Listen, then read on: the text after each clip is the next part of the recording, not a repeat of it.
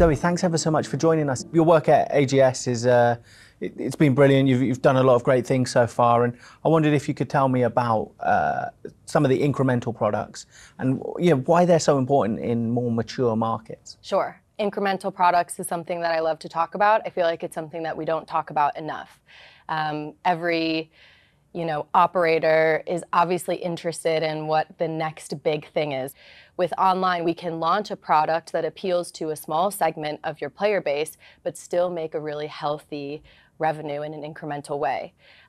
When we look at markets like the UK that are very mature, been around, been well established, and are loaded with content and options, we really need to think about how we leverage incremental products to make that 1% gain quarter over quarter or year over year.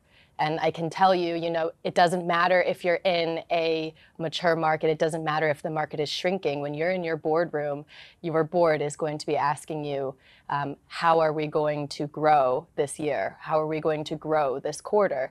And I think the real secret to that is going to be the incremental products that you leverage in order to find that growth.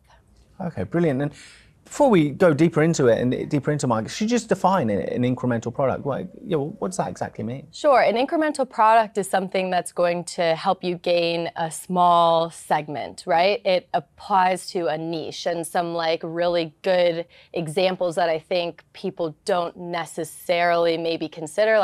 One of the popular ones that I like to talk about a lot is anime with Netflix, right? Okay. So Netflix launched some anime, and it attracted a unique type of visitor. And because they were one of the few, they actually grew a really healthy base. They grew a really healthy base in Asian markets, and that led to Netflix actually producing their own anime content and growing the segment and attracting new users and really captivating on that.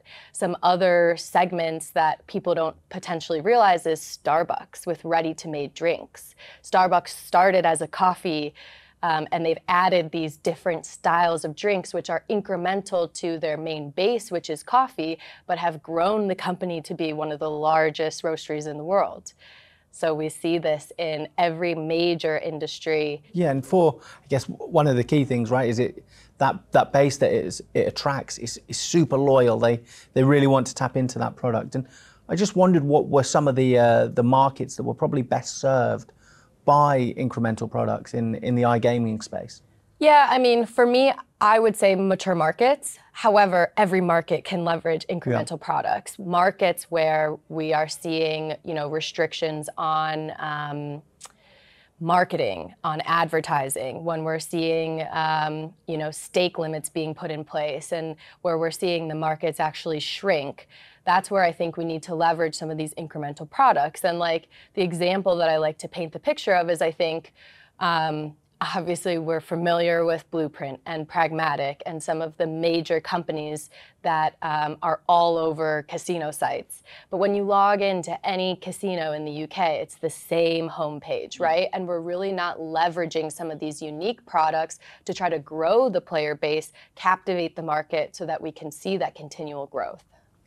You've kind of touched on it there with the challenges, the myriad of challenges for operators in mature markets, but I wondered if you could give us a little bit of deeper insight into the challenges that come with kind of regulatory frameworks tightening in these mature markets, and how incremental products can kind of help overcome those challenges. Yeah, and I think that the regulations are important, right? Because they're there to protect players.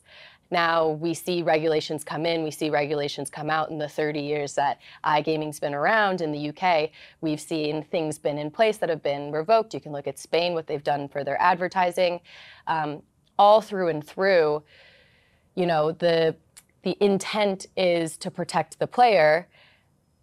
What we often see is that it suffers the engagement, it suffers the entertainment aspect. And so we want to allow players to still enjoy the experience that they have, not feel like they are losing that piece of entertainment that they love to come and play for, while still ensuring that they're not overspending. So I think where incremental products come into play is oftentimes we're able to captivate people in a different segment. Look at the crash games, right? Look at tap games, for example. These are products that have come out in recent years to kind of engage this segment of player that maybe doesn't want to spend 2 hours on their phone. Maybe it's someone that wants to just put 20 pounds in on the way on the tube and wants to have a bit of a faster sort of experience. Yeah.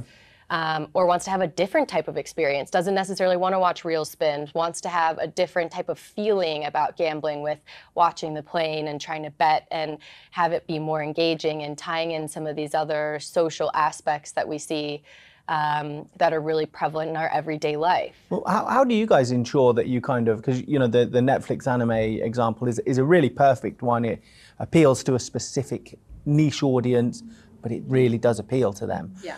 How do you guys kind of ensure that when you're launching incremental iGaming products, you tap into you send them to the right audience and you engage the audience that wants to be engaged by those products? Sure.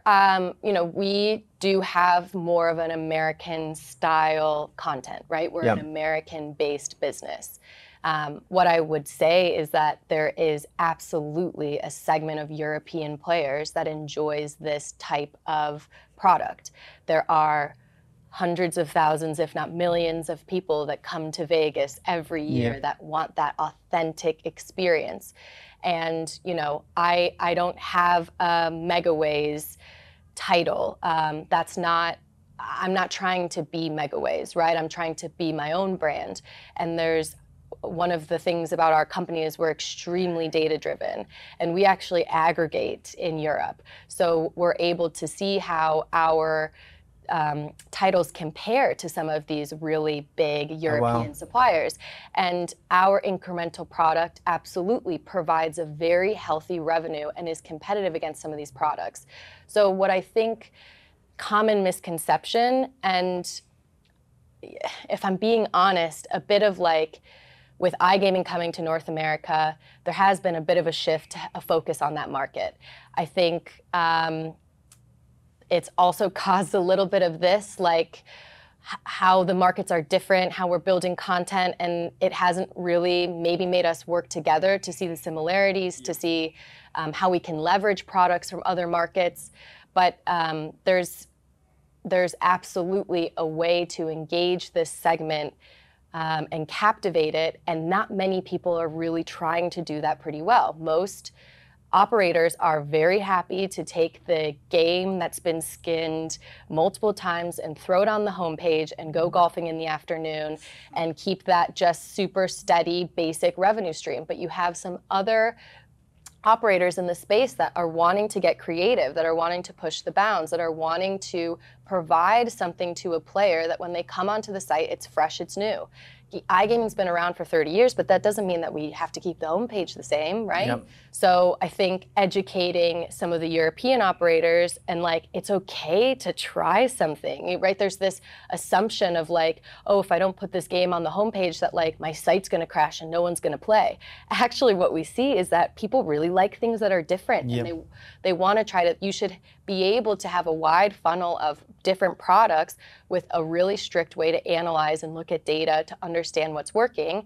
And nowadays we have AI, you can change the homepage so it's personalized to the player, and you can leverage some of these tools to actually build a really comprehensive product offering that a player wants to come to your site and only your site. They don't need to play across multiple sites because they're able to find what they want and find something new. Yeah, definitely. And another thing you kind of relatively recently launched this year anyway, and I think it's had some great success, is the mechanical stepper. I wanted to ask you about the mechanical stepper. Yes.